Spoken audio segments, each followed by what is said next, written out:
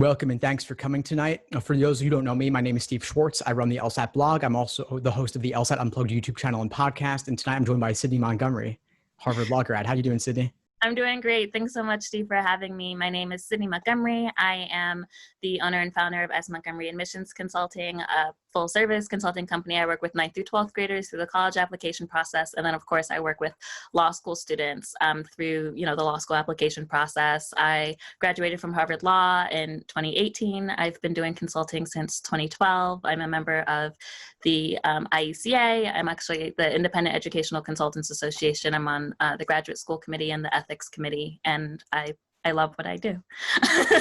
Nice. Very cool. So I'm glad that we connected. I'm glad that we have the chance to have this conversation as well. I feel like we really clicked when we were having a get to know you call a couple of weeks back. And I thought it'd be fun for us to just kind of talk through some of the recent changes in the LSAT and admissions world, since I don't think we've really covered those together on a deeper level. And I know that you've been tracking things pretty closely in your work. I've been tracking things very closely on mine as well. But I thought it'd just be fun to kind of talk through the things and see what we think about it all. Yeah, let's do it. Cool. So the flex, what's your take on the flex? The flex, in some ways it's actually kind of good, right? Like it's 3 sections instead of 5. I have a short attention span, so like I feel like that works a little bit better for me. I feel like we're gonna be flex for a long time. I was actually talking to a student earlier today, and I was like, yeah, talking about the flex, and he's not in the United States, and so his country's maybe doing a little better. And I was like, yeah, as long as the United States is like under the COVID situation, I think there will be a flex option somewhere. Yeah, I mean, it's the #1 market for LSAC. And so even if other countries handled COVID better and they could handle it in person, what about the US, the #1 market? It is primarily used in North America. So they've got to figure out something for these folks. And I mean, I definitely agree. I think the flex is a more pleasant experience. But my thought is, #1, how do they deal with the experimental section? That's the one thing I can't get my head around. They're going to have to modify their thing with no bathroom breaks. They're going to have to allow a bathroom break after section 3. Then they'll do a 4th section, maybe a 5th, and back to the old length and make their experimental random. They can't keep digging into their pool of old exams that are undisclosed. Yeah, I think the thing with that, I mean, and you see it across different test prep companies, right? ETS, College Board, College Board. I think that we haven't quite mastered the long at-home test. I mean, I think of like the theory of like you could take the bar exam at home, maybe. Like that is kind of being floated around.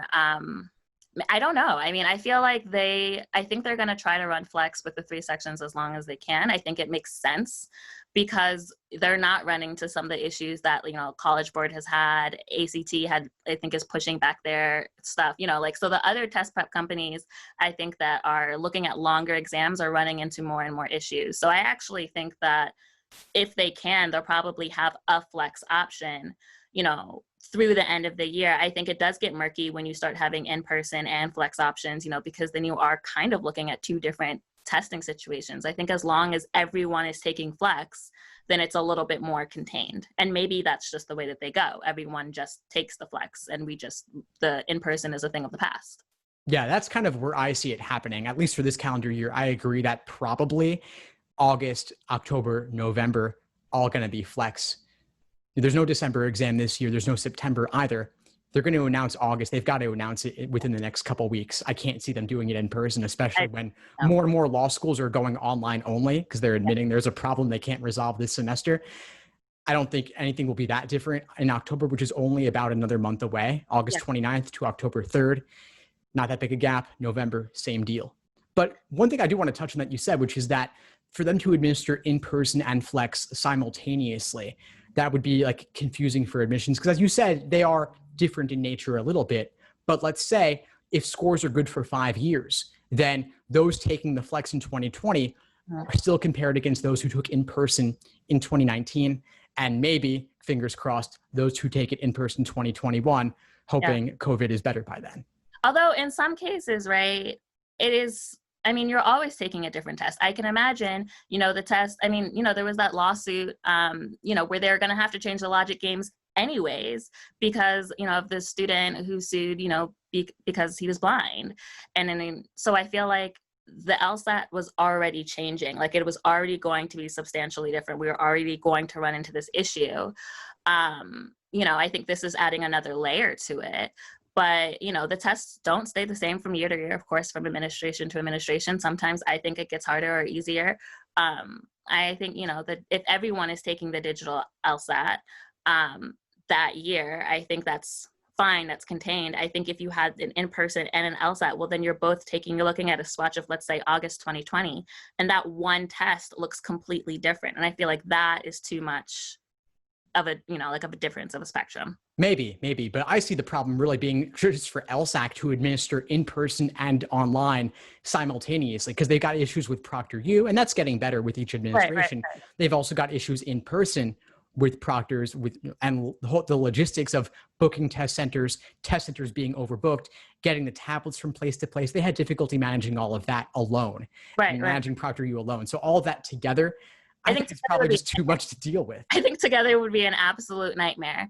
And they're the only test, right? So like, you can't lose faith in LSAC, because what are you going to do? Like, well, that ETS wins with the GRE.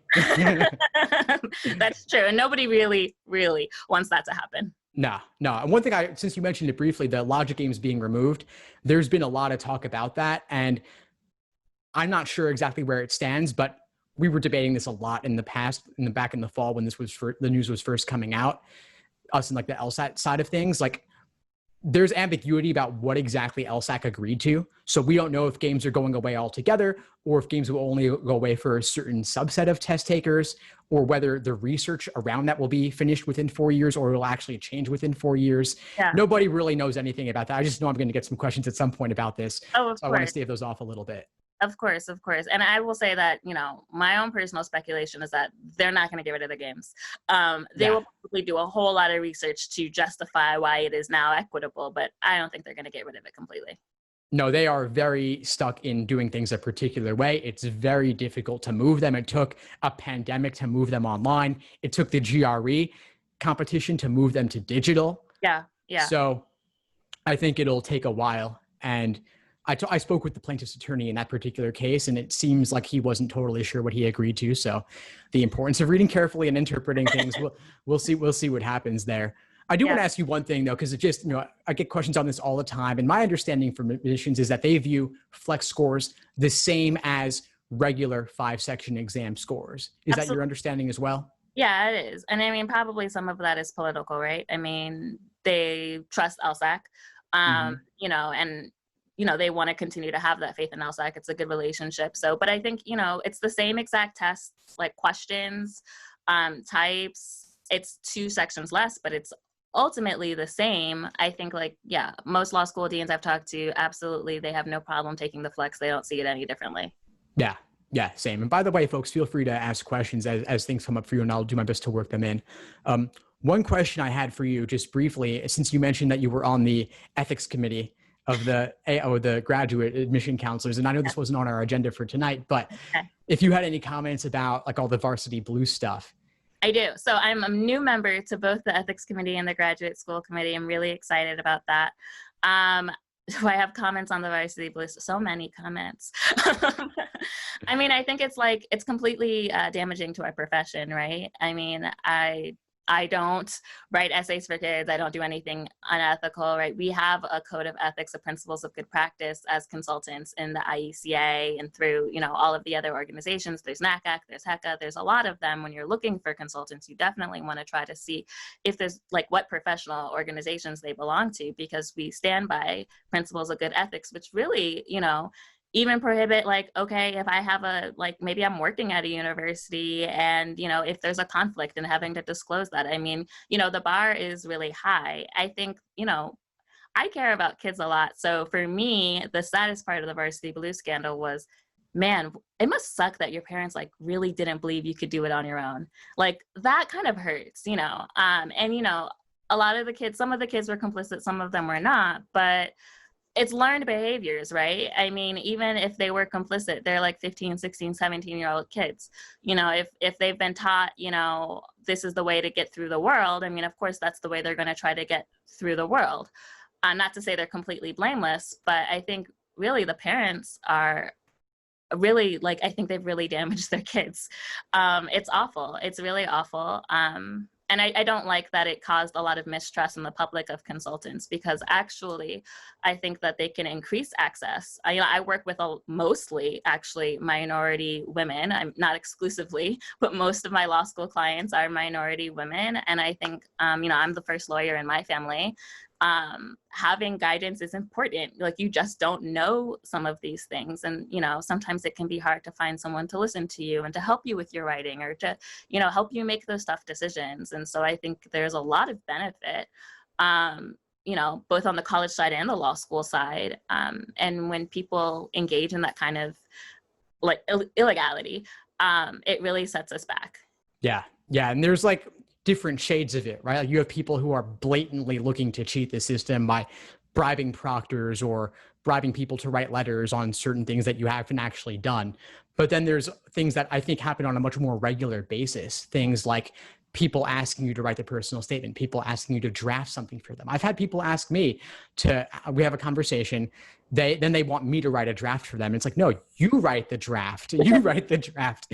I don't want to write your draft for you. That's going to be my voice. And I'm not interested, frankly. But to help someone else steer them in the right direction is very different than you being the one steering the ship.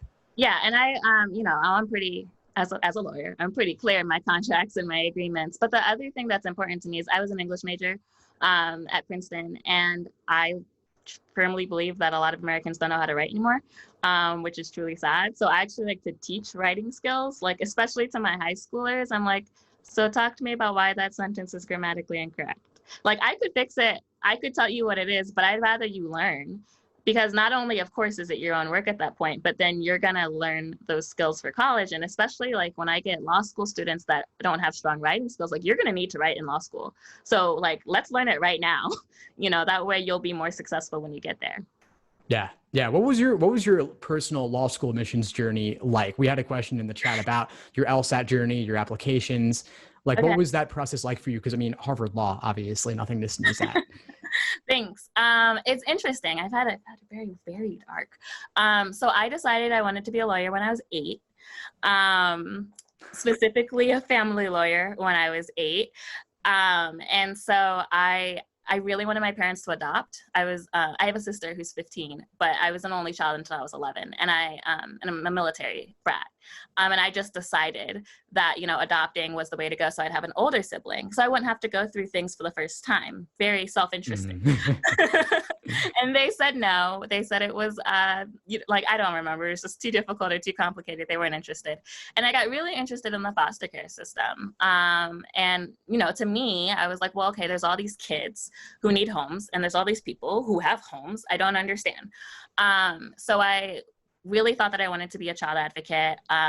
Went to Princeton. I was one of the first students in my high school to go to an Ivy League, which, thank God for my teachers. I was public school through and through, and they really helped me. And so I think that's also what inspired me to kind of go and get into consulting, because I just started giving back to my church and my high school, and doing a lot of workshops and really dismantling some myths. But when I was making the transition from Princeton to Harvard, well, I will say I did one summer at a big law firm. They're like a paralegal internship, just to solidify the fact that I did not want to work for a big law firm. It was very important. And that summer that was the summer I studied for the LSAT. So I took an internship in Boston because I couldn't afford to do an unpaid internship. So that one was paid, and I had never been to Boston before, but took myself right there, stayed in an Airbnb for 3 months. Wow. Commitment.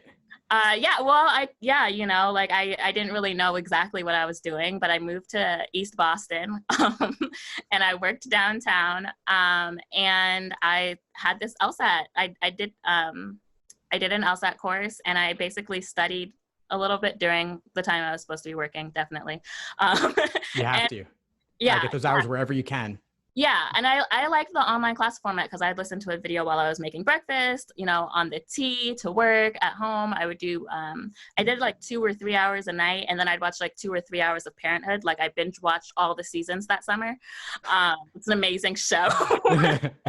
That was my reward. And I didn't have a lot of friends because I just kind of moved there for the summer, but I made a checklist of all the like sightseeing places in Boston I wanted to go to. So that's what I did on the weekends. And then I wrote my personal statement with the help of my pre-law advisor, who she's no longer at Princeton, but she was phenomenal. And she taught me basically a lot. I bought these 2 books. I think one was like on JD admissions, and one was like all those like 55 successful personal statements or whatever, and just kind of muddled through it with my advisor. But she really like did a heavy hand holding and like walked me through and taught me basically a lot of what I know about or the foundation of what I know about law school admissions. And I applied as early as I could. And I always tell students this, I'm like not ashamed of being like lower income. So I also basically wrote all the deans and I was like, hi, my name is Sydney. I'm a senior. I would love to apply to your school, but finances are such that I cannot do that. I would appreciate any assistance you can give me.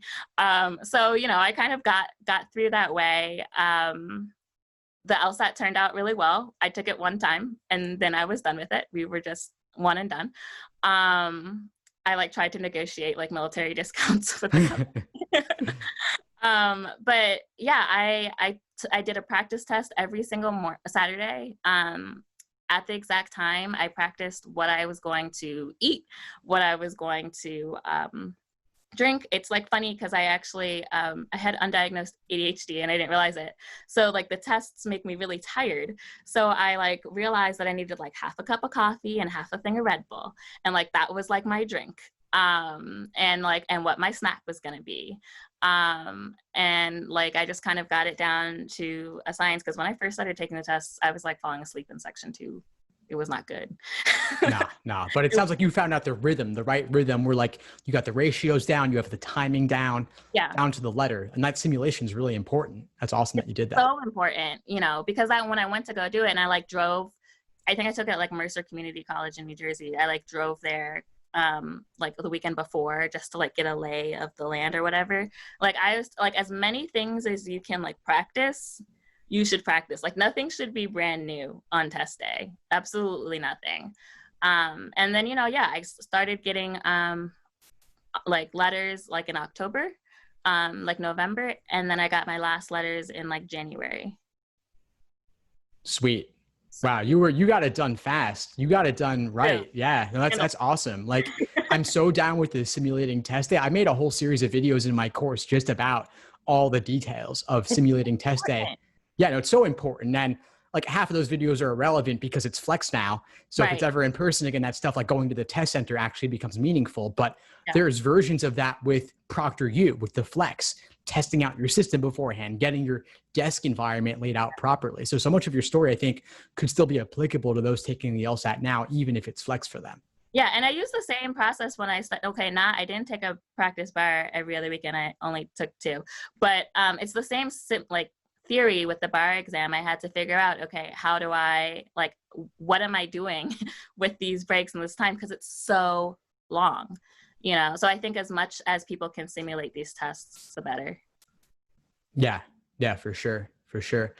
I was wondering, I've been talking about this a little bit just to shift gears. I've been talking about the changes with COVID and how it's affecting admissions, what the cycle finishing up might look like, and then what's going to happen this fall for those looking to start fall 2021. And I've got a theory about this I want to share with you and get your take on this. All right, let's do it. I think there are 3 reasons why those applying this fall to start the next fall are going to have a more competitive cycle.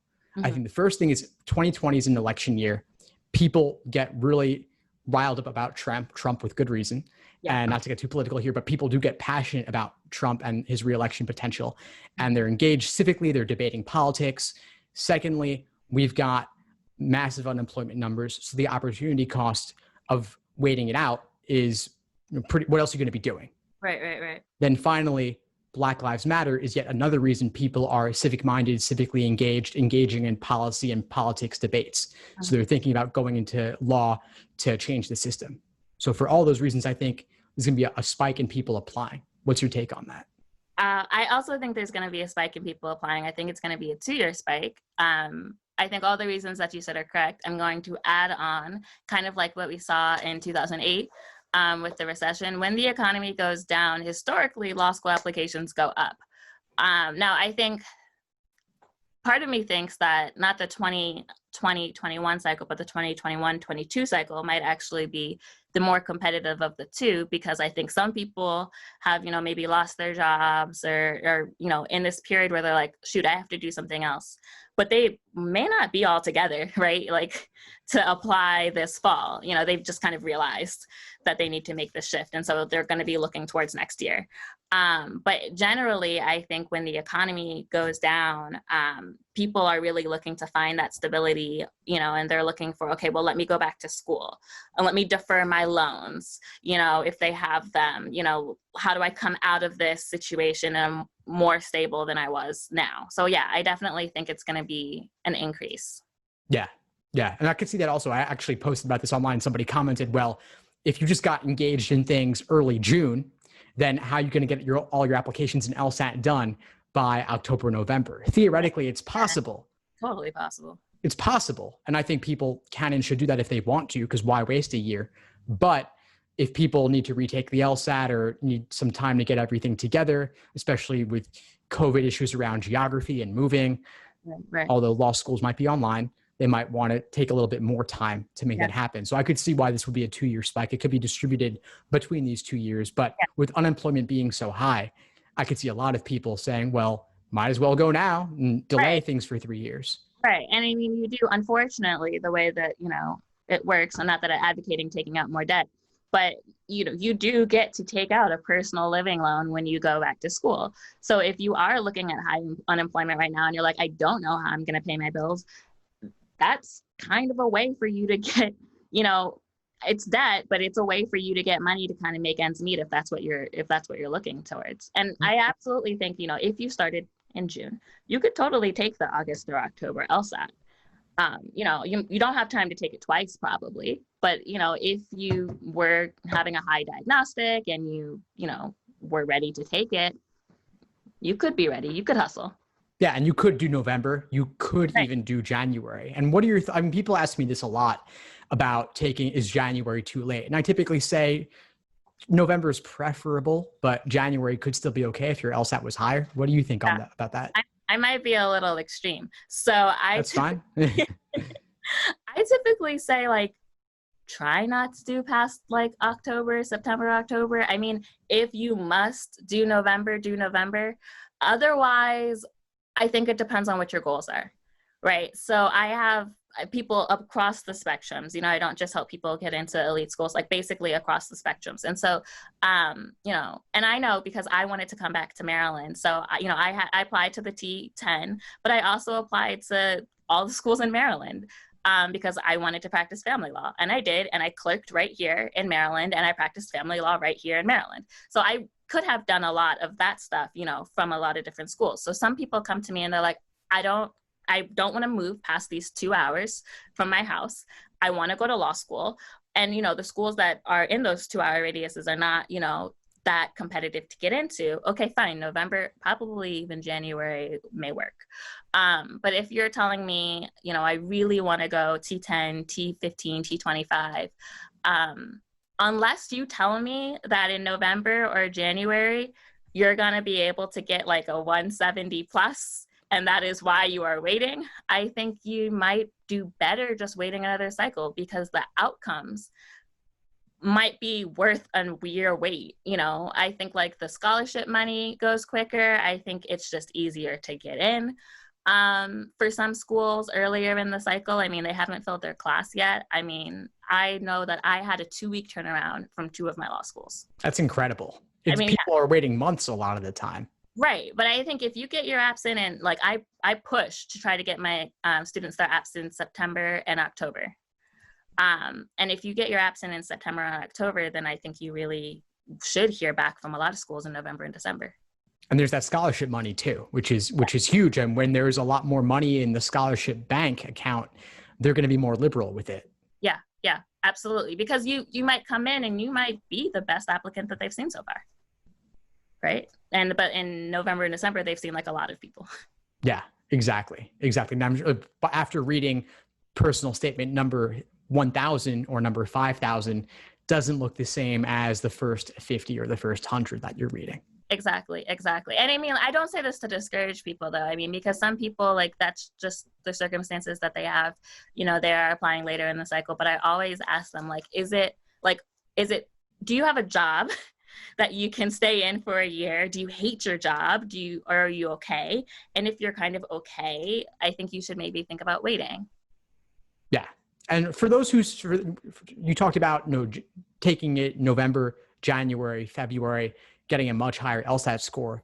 And for those who might be watching the recording of this later, I want to tell them that this is actually possible. You could take another 2-3 months and significantly improve your LSAT score, especially if you have fewer obligations, especially if you could study hardcore over winter break, during the holidays, Christmas, New Year's, longer if you're in college and have that full break between semesters. You could do a lot during that time.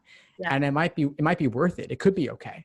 Yeah, but yeah. Absolutely. All else being equal, if we're speaking now, end of June, then you might as well aim to do it this calendar year. Yeah, no, absolutely. I mean, I raised my score 14 points in like 4 months, I guess. That's fantastic. So, I mean, I think it's definitely doable. It's definitely I don't know if I had another 14 points in me, but it's definitely doable. Yeah, and Parenthood helps. TV helps. And I'm not joking about that. When you said you were watching Parenthood, like, that's not my show. My wife loves that show. But I used to watch Chappelle's show. I used to watch Chappelle. I would this was like back when it wasn't even streaming. It was like DVDs. I would load the DVD onto my laptop and reward myself with like an episode of Chappelle's show after doing a chapter out of the textbook. Yeah. And back and forth and back and forth. And that motivation actually really kept me going. You have to motivate yourself. Yeah. You really do. Because otherwise it can be a lot. And you just tell yourself, this is a season in my life that is going to bring me great rewards for the rest of my life. Yeah. Yeah. It's worth investing. And even if it's a tough slog, like, the payoff is huge. And you just got to keep taking those little baby steps all along the way. And there's a lot of them for this whole process. The LSAT's a whole beast. The applications are another side of things. Yeah. But there's a million little parts. And if you can break it up, then it becomes a lot more manageable. And that's what I do in my study plans, breaking it up: games, reasoning, reading comp, all the different question types within that. And with the law school applications, it's the same thing, right? No, it is. And I tell people, I cringe. So many people are like, I'm going to spend all this time on the LSAT and I'll like throw my personal statement together in like a week or 2 weeks. Like, I don't need time to do that. And I like cringe because I'm like, yes, your LSAT is super important, obviously. But so are your essays, right? Like, you really do need to take time for each of those sections. And some people cannot do the essays and study for the LSAT at the same time. There's no shame with that. But you kind of have to know yourself and you have to know what your day looks like. And you do have to sacrifice some things. I mean, I wasn't at like a very demanding internship, that was expecting a lot out of me or was paying me a lot. Like, if I had a real full-time job, that would have been a little bit more difficult, and I would have had to give myself a lot more time to get both of those parts of the application done. Right. Now, having an accommodating workplace definitely helps. You can squeeze some more hours in the day to get this stuff done. I actually have a question in the chat from Judy about this, let's say you have a gap on your resume. Let's say that maybe you graduated college, you've got a gap where you're unemployed after graduating and you're submitting applications 3 to 4 months later, let's say from May to October, then you're going to have a whole nother year with nothing on the books necessarily. You'll see what happens getting a job. How's that going to look to law schools given the COVID pandemic in particular? Well, I think given the COVID pandemic, there will definitely be a lot more understanding and more flexibility. I mean, first off, that is something you should definitely talk about in your addendum. I mean, you never want to leave people with questions. So if there's something in your application that's going to make someone be like, I wonder why this happened, don't let them wonder. Tell them. I'm always like, you just don't want them asking any questions to themselves. So definitely tell them. But I would also say that there's things that you can be doing in this time, even if it's not like a job, right? Like, maybe you're taking Coursera courses, maybe you're volunteering. Like, there's a lot of virtual volunteer options. Maybe you're learning a new skill, or you're bettering your own time management skills, you're bettering your own research and writing skills. I think there's things that you can do that maybe you can't necessarily put, on a resume, Although, there are some courses you could. But there are things that you can say, on your addendum, like I wasn't employed, because of COVID. During my time, I did X, Y, Z, 1, 2, 3. I'm always like, your addendum should be explanatory, not excusatory. So explain what happened. And then it's nice if you say, this is what I did during my time. And I like that. Anything that, it doesn't have to be, maybe it's taking care of your grandmother. Maybe it's being a full-time, now you're like a teacher to a child that's home from school, K through 12, it doesn't have to be something that's, if your time is consumed with other things during COVID, that's okay. I think you just need to tell them what you're doing. I hear that. And I'm going to get really real about this for a second, because I know that there's people here with us now and who will watch this later who are like in this exact situation. So let's say, hypothetically, student graduates college May 2020. Mm-hmm. They can't find a job. They don't even bother looking because it's the pandemic. They're like, I'm going to hammer out the LSAT because that's the number one factor in admissions. And I've got the time. I've got nothing but time all summer. I can devote to mastering the LSAT, taking it in August or taking it in October, and then applying. Yeah. Do they need to do something else on the side, like 5 hours a week on Coursera or 3 hours a week teaching ESL online? Or can they do something with family and then just write about it on an addendum? Do they need something that's super officially for their resume? Well, so here's the thing. If you're talking about the kid that graduated in May and is applying in October, yeah, they might not even need an addendum. I mean, really, there's not really a gap on their resume, truly, because I don't think anyone really expects a college student to maybe get a job during the pandemic, but they can mention it. But I wouldn't see that as a huge gap. If it was a year plus, right, that would be a larger gap. The question comes down to whether or not they think that they might be on a wait list, because that is, people like to say, well, what are you doing? Update us, right? And if you don't have any updates, it's a little harder. But they absolutely can say, that they are the caretaker for someone in their family, that, maybe they've had to pick up a supermarket job because they're helping out their family financially. I mean, absolutely, that counts. If they've taken time to read, just to better their own self, that counts. I don't think they have to do something just for the resume. I never suggest people, especially not my high schoolers, not my law school applicants, I never suggest doing something just for the resume. You should do something that's fulfilling, that makes you happy, and that brings you closer to being a whole person. But I think there's something that you can do, hopefully, during COVID that brings you that kind of joy. Even if it's, I really got into yoga and I, bettered my mental health. I'm here for it. Right? Yeah. YouTube videos. Yeah. Yoga with Adrian. Yeah. Love yoga with Adrian. Yeah. You're bettering your mental health so that when you go into law school, you know how to manage your stress. I think that sounds great. Nice. No, I like that a lot. And then I could imagine that to bring it back to the application process, let's say they take the LSAT in October, they submit their applications then if they're going to be waitlisted, which many applicants are, then you could be, once October hits, you hit submit, you then spend some more time on these hobbies, maybe do an online course. Exactly. And those are helping to fill your time so that you can update them later and say, I got my certification in XYZ. Here's your little quarterly update. Right. Absolutely. I think that's completely what I would do. I mean, if you don't have a job, I mean, it's a very tough position to be in, of course, but it does give you a lot of time once your apps are in. And if your apps are in early, another plus for that, then you really have a lot of time between October and April or whatever to, find something to do that makes you happy. Yeah. And why wouldn't you do something with that time anyway? Right. There must be something. Yeah. You probably will be doing something. You probably won't be sitting in your room, on your phone for, 12 months or whatever. You will be doing something. And I think that that can be put on the update. That's cool. I like that. What about the personal statement? We got a question on that. Just personal statement. That's a big open-ended thing. What about the personal statement? I love the personal statement. How about COVID personal statements? How do you like personal statements that are about how you spent your time during COVID? I could imagine they're going to get a lot of those. I don't love those. I didn't think so. It's hard, right? On the college side, there's a dedicated question for that hasn't fully happened on the law school side. So I think ultimately your personal statement needs to answer the question. In some ways, there's many different formats, but in some ways it needs to answer the question, why law? Why now? they need to be convinced that you're going to go through all 3 years and graduate. And you want to really focus on things that are personal to you. Like I stress, you know, there should be a narrative element. They shouldn't see you as a person, because a lot of times they don't interview. So this is your chance to show yourself. So, you know, talk about you, focus on you. Sometimes people want to focus on issues, focus on you.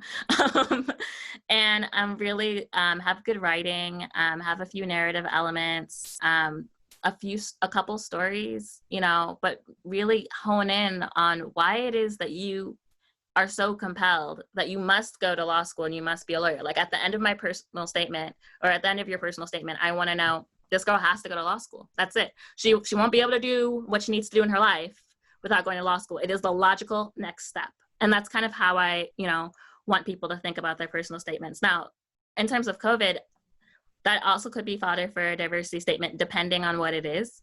I advise everyone to write a diversity statement. I have a video on my YouTube channel about what a diversity statement is and why you should write one. You know, because it's really about diversity of thought. If COVID has had such an impact on your life that it's changed the way that you see the world, I think that could be a place for it there.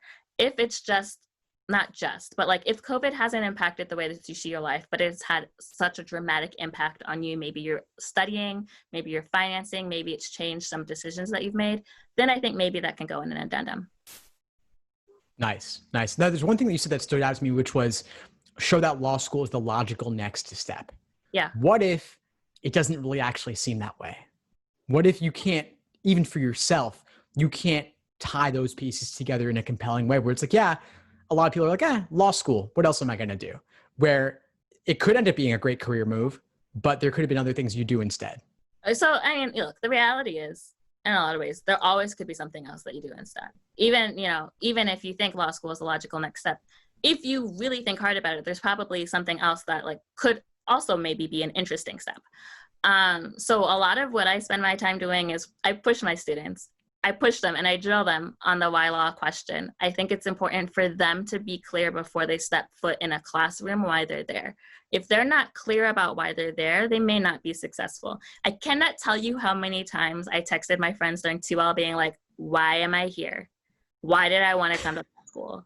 Can we quit? Like, I'm done. I'm over this.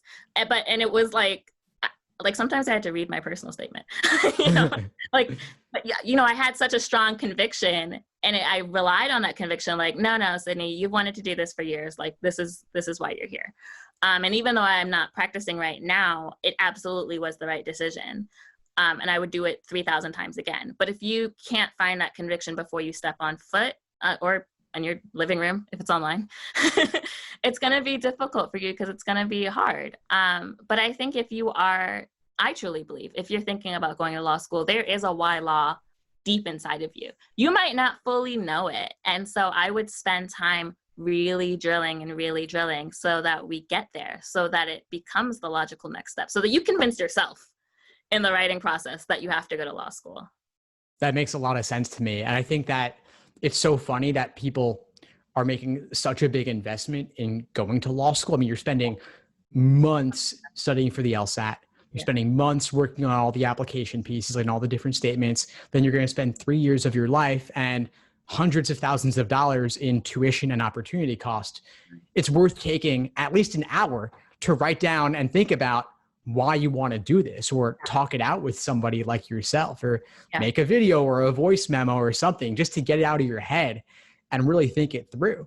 Yeah. It has to be, like I say, you have to get it to 2, maybe 3 sentences. You need to be able, like, that can't be obviously your whole personal statement, but I need to be able to ask you, hey, why are you going to law school? And you need to be able to tell me in, like, you know, if you were at a coffee shop and a stranger asked you, they're not going to give them a whole paragraph or 10 minutes. Like, it's like an elevator pitch. Yeah. Right. An elevator pitch. You just need to be able to tell them quickly. And so you have to drill it down until you can get there.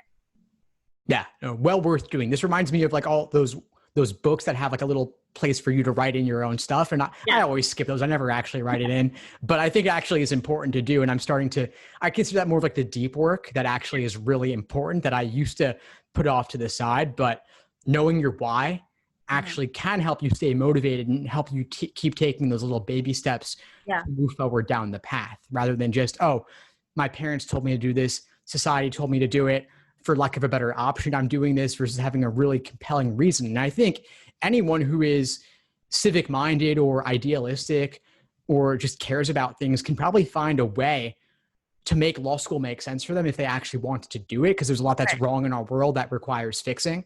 But to get clear on your specific reason can help you stay motivated and then help you write a better personal statement in the end too. Right. And it's okay if it started out as because I lost my job and I need to do something, or because my parents told me to. It just can't end that way. Right. That's a really good point, actually. I like that, because I mean, life takes you down so many strange and random paths that if you're at point Z 10 years from now, it seems kind of circuitous how you got there. Yeah. But it could be a great ending point, and you could have a very compelling career path that has you doing work that you love. Exactly. Even if it happened for a random reason. Yeah, exactly. I mean, honestly, a lot of things happen for a random reason, or like one little tiny event that set it off, but I think, I think an hour or 2 hours is so important for anyone. And like I said, they can talk to someone like me. They can talk to themselves in the mirror. They can journal it. It's just so important. Yeah, definitely. Now, you mentioned a little bit about how setting foot in law school could actually be online. I know that obviously your alma mater, Harvard Law, is going to be fully online fall, fully online. What's your take on this situation with regard to the value of the importance of going in person versus online being okay, or maybe even being better in certain specific ways? What's your take on all of that? Yeah. So I do kind of take a hard health line stance, which I know is super not popular in general. But it's not fun. Stop being such a downer, right? I'm bursting everyone's bubble. I just don't think it's safe to go back to school in the fall for any college or law school. I just don't.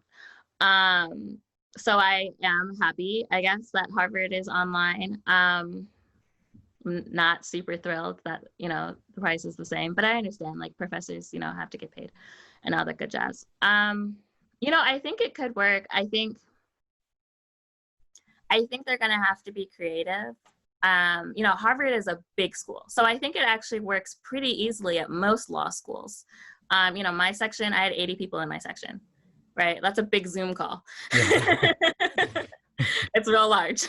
But, if your section is 20 people, I think, honestly, it might be even more interactive. It probably will be more interactive than some of my classes, because it can be kind of boring, depending on how long the cold call is, to just watch someone answer questions for 20 minutes. And then you're kind of you're looking at them, you're looking at your notebook, you're not really sure. I feel like they won't have 20-minute cold calls on a Zoom platform. I feel like cold calls will just get shorter. There will be more interaction. There will be, you can kind of see all of your classmates a little more. I don't know how all law schools are structured, but we have kind of the dome seating. So someone's talking behind me, I can't see them. I'm listening to them, but I can't see them, So I think there could actually be some benefits. A lot of my classes were seminars, and there were 8 or 10 people. I think that could be just as well on a Zoom call, because it's really about the discussion. The larger classes, I did take some that were 120, 140. That, I don't know. I think that's a pretty extreme, but that was mostly lectures. So I think you could just do asynchronous lectures and send them out, and have people engage in different ways. Harvard doesn't have grades. So participation in cold calls just in most classes were actually not part of the grade. So I think at other schools where participation is more graded, it could be a little bit trickier, but I think it's not as bad as people think it is. I really don't. It's not, we have as many clubs and stuff as on college, or that student life, it is a little bit different anyways.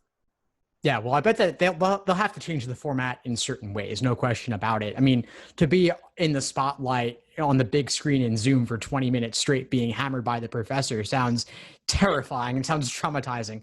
I wouldn't want anybody to be in that situation. Nah. Person either. Nah. No, I wouldn't think so. So they'll have to change the format. But I imagine that a school like Harvard that was so early in announcing online, and with the resources they have and their commitment to quality, I think they would undoubtedly do a great job with it, at least relatively compared to some of the other schools. Yeah, no, I do think so. I hope that they've been preparing for it. I know that there is always, an issue with technology and, not everyone has the same access to reliable technology. There are going to be some inequities there. I'm hopeful that we'll figure kind of how to figure that out for all students. But I think that it's better than having people say, start at school, get a lease, and then be told to get sent home. I think it's nice to just know, okay, some people are just not moving to Boston. That's cool. That's just like not what's happening. I think it will be hard in terms of clinics. Obviously, I think that's the biggest place where law schools will feel the online experience, because there's really no replicating that. Right. No, it requires like in-person interaction, being there in the community and being able to work with people there, right? Yeah. I mean, I know the law firm that I was previously at, we did hire a summer intern during COVID. So it's possible externships could still happen. And, you could still get some clinic experience virtually depending on placement sites. But I think that will be the hardest part. Yeah. Have you heard anything about that, or is it still too early to say anything? I haven't really heard a lot about it. I do know about some internships and externships, but I think that's mostly just up to the individual sites, employers. But I haven't really heard a lot about some clinics. I know we had a mix of policy and direct service clinics. So I presume the policy clinics could still happen without much of a hitch. But, I was in the food law policy clinic, which Interesting. It was great. There's actually only 2 food law clinics in the country. It's us and Drake Law School in Iowa. And I actually got to go to Iowa, Nice. which was pretty cool. Yeah, I had never been, and there was farms. What's food law about? Is that like farming related stuff? Yeah, so it's on the Farm Bill, but it's also school food lunch. So I became an expert on food waste, especially in school foods. There's But the whole pizza is a vegetable thing. Was that you? Food waste is so crazy in this country. We waste so much food. I didn't even know. It's on date labels for things, urban gardening, which was pretty cool. What are the laws around that? We did a Mississippi Delta project. We did some stuff with indigenous populations. So there was a lot that went into it. It was cool, but there was a lot of travel and field trips. So I think that would have to clinics like that rely on travel would have to change a little bit, but some of the same policy things could still be happening. Interesting. We got a question in the chat about clinics and internships and what goes into being a successful applicant for one of those. What's that like, the selection? So that's going to vary school by school, right? And that's one of the things that I when I tell my students to research schools, there's rankings, sure, but I also want you to research how many clinics there are, how many journals there are, and then how do you get on them. So at Harvard, not every journal, actually most journals are not competitive. Really? So there's the Harvard Law Review, super competitive. But then there's a lot of other journals you don't have to write on for. You can just kind of join, like a student fair. So I was on the Negotiation Law Review. I loved it. I got to do a really cool symposium with DeRay McKesson on ADR and Black Lives Matter, which was pretty cool. And so but I didn't have to try out or compete for that. I did for to get on the board and stuff like that. But, I think that's important that not every school has the same barriers. For clinics at Harvard, we didn't have to apply. It was like a class. There's the, Harvard Legal Aid Bureau, which is application, but then most of the clinics are like a class. So the same way that you kind of register for other things, there was a clinical registration period. I know for some schools, Fordham and some other ones, I know that you do have to apply. And I think what they're really looking for is engagement and passion in whatever the clinic is. And of course, good grades, strong academics. But I think, students that are engaged in terms of interns, I think that's the same thing. They want to see that you're self-motivated. They want to see that you take initiative, that you, are going to maybe do something more than just what they're giving, or that you're going to contribute in a way that might last for the, the firm or the government organization that you're working for. Very interesting. Wow. It sounds like lots of opportunities at these clinics, and I hope that they can make it work, at least for some of the journals. Yeah. The online experience. Yeah, I think they will be able to. I think, I think people are still going to need help, right? Law firms didn't close. Right. AG's offices didn't close. People are still prosecuting and defending and all that good stuff, and they still need help. So I feel like they will still find a way to transition some of that stuff online. Yeah, I'm sure a lot of them are remote already anyway. Right, exactly. Nice. Well, we've been going for nearly an hour. This has been a blast. Is there anything you wanted to touch on that we didn't get to? Oh my God, I can't believe it's been almost an hour. It's been fantastic. No, I mean, I think what would be interesting, kind of bringing it back to testing, like something that you said in the very, very beginning, right? Is like, okay, if not the LSAT, then the GRE. I have strong feelings on that. Oh, well, tell me first what your strong feelings are. I mean, I just don't really see what the GRE is doing here. I mean, I think that they certainly are very convenient with being offered nearly every weekday. Yeah. But I don't really see its relevance to law school to quite the same extent. I think that, especially your alma mater, Harvard Law, I don't think that there are studies related to its predictive value or predictive validity for first-year law school grades. I didn't find those studies very compelling because they were looking at very strong students who would do well on any exam you threw at them. But the skills the LSAT test, I think, relate much more closely to what you actually do in law school in terms of reasoning, analyzing text critically, all of that good stuff. Yeah, no, I agree. I think the GRE is more of a convenience, but thinking about like this whole thing between the LSAT and the GRE, and even kind of broadly testing, what I am hoping and what I'd love to get your thoughts on is like, I want to know where the future of testing is going, because studies and research have shown that they do disproportionately affect underrepresented minorities. I think the LSAT is a little better than on the college side, the SAT. But, what are they showing? Are they really the true marker and predictor of, the ability to do well in school? I know I have friends who I went to Princeton with who struggled through the LSAT, and really smart students just could not master the LSAT. So I kind of am hoping that the pandemic, wishful thinking maybe, makes us take a pause and really look at what it is we're testing and whether there's other measures that we can be using. But then I, even myself, struggle to say, okay, if we took away testing, what would admissions look like? So I'm kind of interested in your ideas, thinking about equity and race and socioeconomic class, what is where do we go with testing? Yeah, these are great questions. I don't talk about them that much, and it's not always easy to talk about them. Yeah. But a couple things I'll say first off is that for the undergrad level, I love test optional. I don't think the SAT and ACT are that important specifically. They're objective measures that can standardize things relative to different high schools with different grade inflation and all that. But when you're in undergrad, there's so many different career paths you're taking. Mm-hmm. And some of them aren't related to exams or graduate level education at all. Right. So I'm not sure how relevant those are. I think, if anything, people skills might be a much better predictor of future success in a lot of ways at the undergrad level. I think the LSAT in particular is important because of 1L and the bar exam, and the cost of flunking out are really high. So you're not doing anybody any favors, I think, if you open the doors to law school super wide, let people take out these big loans, and then if they can't succeed in 1L or pass the bar, that's a big problem for them. Right. The LSAT has some predictive validity, but I think like democracy, it's the best among the worst. Right. It's terrible, but better than all the others, that sort of thing. So if you could develop something that was a better predictor than the LSAT, I would love to see that. And I would support it 100%. People have tried to do that, but it hasn't really gotten too far. And I think any exam or any admissions criteria will be gamed by those who have money and have resources. We saw Varsity Blues, they made all their efforts there and were able to do so without too much trouble. The LSAT, at least I think, is better on that front in particular.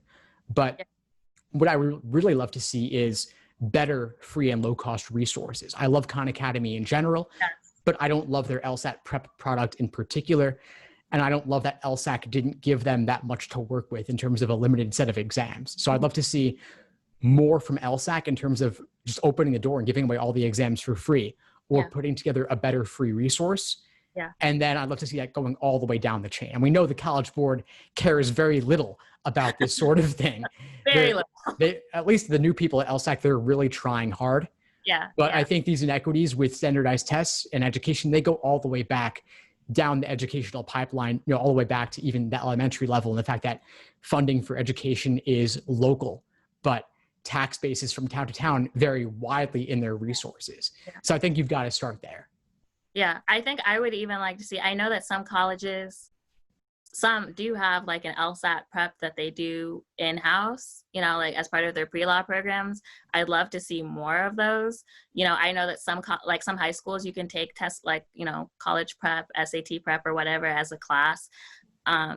You know, I think that the more people get exposed to it for free earlier on, I think the better, you know, because I mean, I think you're right. People can game the system with money, like no matter how you slice it. You can't get around wealth. But I do care deeply about, you know, equity and diversity and representation. And I know that, you know, the representation at the law school level for minority students is not great. It has never been great. And, you know, I think this is one of the ways that it does kind of hinder progress in that way. And so, you know, I don't have the answers, but it's something that I think about a lot. Like, how do we increase, you know, representation while still, you know, like you said, making sure that the people that are going to law school are ready to go to law school, you know, and that there are going to be people that can pass the bar. It's hard. It's a hard balance, but it's important that we keep talking about it and thinking about it, because if we don't keep talking about it, no one's going to change it. Exactly. And it's up to folks like us to put together those resources and proposals, because we have the experience to make these things happen. Yeah, absolutely. Awesome, Sydney. Well, this was a blast. And before we sign off, let's just share the best way for folks to get in touch with us. So you want to share your resources? Yes, of course. And should I throw them in the chat as well? Yeah, throw it in the chat. Why not? Yeah. Okay, yeah, sure. So my website is smontgomeryconsulting.com, and I can be reached at info@smontgomeryconsulting.com. I have a YouTube channel that I will link in the chat as well. I also have a blog. I have a monthly newsletter. You know, I'm pretty easy to get in touch with. I'd love to chat with anyone. I do free 30-minute consults, and then I can do, you know, hourly. I have packages. I believe in affordability, so I can make consulting work with basically any budget. Awesome, Sydney. Thanks so much for chatting with me. And folks on your end can find me, Steve Schwartz, over at the LSAT blog, as well as the LSAT Unplugged YouTube channel and podcast. And so I'll just throw a link to that there. Awesome. And someone reminded me that my Instagram, I didn't put it out there. It's Instagram. at Consulting. Nice. Definitely follow me. Nice. All right, Sydney. Well, this was a blast. Thanks so much for doing this. Let's keep in touch. Awesome. Thanks so much, Steve. All right. Thanks, everyone, for joining. Thanks for tuning into the show. Please subscribe if you haven't done so already to be notified of new episodes as I release them. And feel free to reach out if you need anything at all as you move forward with your prep. I'm happy to help however I can. In the meantime, I wish you all the best and take care.